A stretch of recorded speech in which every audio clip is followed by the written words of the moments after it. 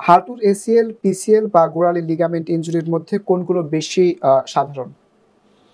হ্যাঁ, আমরা কমনলি পেয়ে থাকি যেমন ACL যেটা বললেন, এটা হলো বলি আমরা ইলাবোরেট করলে যে anterior cruciate ligament injury এটা খুব কমন, বেশি পাওয়া যায়। এছাড়া posterior cruciate ligament যেটাকে PCL বলা হয়, যে পিছনের দিকে থাকে, সেটাও আছে মোটামুটি। আর হাঁটুর ছাড়াও আমাদের শরীরে সবচেয়ে বেশি যেটা এফেক্ট হয় সেটা হলো হাঁটুর নিচে যে জয়েন্টটা, যেটাকে আমরা অ্যাঙ্কেল জয়েন্ট বলি, সেখানে দেখা যায় অ্যাঙ্কেল স্প্রেন, স্ট্রেন এটা খুবই প্রতিনিয়ত আমরা ঘটে থাকে। আমরা অনেকেই পাই যে অনেক সময় সিঁড়িতে ওঠানামা করা বা কিছু অ্যাক্টিভিটিজের মধ্যে হঠাৎ করে পায়ের মোচড় খেলো, একটা পাটা মচকে গেল, এটা আমরা বলি আমাদের ভাষায়। সেক্ষেত্রে লিগামেন্ট ইনজুরিটা খুব কমন। এই ৩টাই সাধারণত বেশি পাই। এছাড়া শোল্ডার জয়েন্টে অনেক সময় আমরা পাই।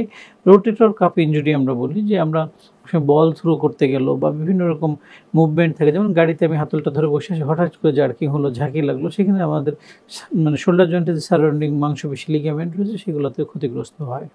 স্যার, লিগামেন্ট ইনজুরির ক্ষেত্রে ব্যায়াম বা ফিজিওথেরাপির গুরুত্বটা কতটুকু? ধন্যবাদ। লিগামেন্ট ইনজুরিতে আসলে আমরা যদি ট্রিটমেন্ট প্রোটোকল দেখে নিই, তো ফার্স্ট লাইন অফ ট্রিটমেন্ট হলো আমরা বলি ফিজিওথেরাপি। দেখা যায় যে কিছু ব্যথানাশক ওষুধ, পাশাপাশি ফিজিওথেরাপির মাধ্যমে যদি আমরা কনজারভেটিভলি এটা সমাধান করতে পারি, তাহলে সার্জারির প্রয়োজন নেই। তবে হ্যাঁ, কিছু সার্জারির ইন্ডিকেশন আছে, যেটা আপনি কিছুক্ষণ আগে বললেন যে কারো কমপ্লিট টিয়ার হয়ে গেছে, সেক্ষেত্রে সার্জারি ছাড়া বিকল্প নেই। কিন্তু এই সার্জারির আগে পরেও একটা ফিজিওথেরাপির বিরাট রোল রয়েছে। দেখা যায় যে একজন কমপ্লিট টিয়ার হয়ে গেছে, সার্জারি করলো, এখন তার এই জয়েন্টটাকে আবার মুভেবল করা থাকে, আবার আগের জায়গায় ফিরিয়ে নিয়ে আসা, সেক্ষেত্রে তার মাংসপেশি লিগামেন্টগুলোর শক্তি বৃদ্ধি করা, তার স্বাভাবিক জীবনে ফিরিয়ে নিয়ে যাওয়ার জন্য ফিজিওথেরাপি খুবই ভাইটাল বা গুরুত্বপূর্ণ ভূমিকা পালন করে। স্যার, সার্জারির পর পুনর্বাসনে ঠিক কতদিন সময় লাগে? ধন্যবাদ। সার্জারির পরে সাধারণত ভ্যারি করে যে কার কী ধরনের অপারেশন হলো। কারণ এখন অনেক সময় কিছু সার্জন আছেন যারা আর্থ্রোস্কোপিক সার্জারি করে, যেটা পুরোপুরি ওপেন করে না, না করে এটা ফোঁটা করে সেখানে সার্জারিটা করে। সেক্ষেত্রে কিন্তু দ্রুতই রোগীটা ভালো হয়ে যায়।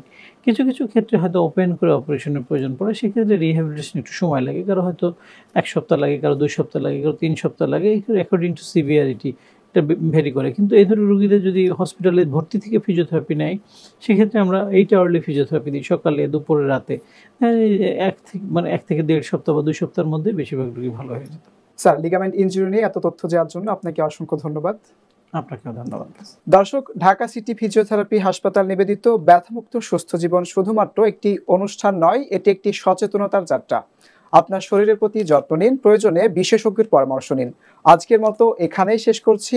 আবার দেখা হবে পরবর্তী পর্বে নতুন কোনো স্বাস্থ্য বিষয়ক আলোচনা নিয়ে। ততক্ষণ ভালো থাকুন, সুস্থ থাকুন, নিরাপদে থাকুন। শুভকামনা সবসময়।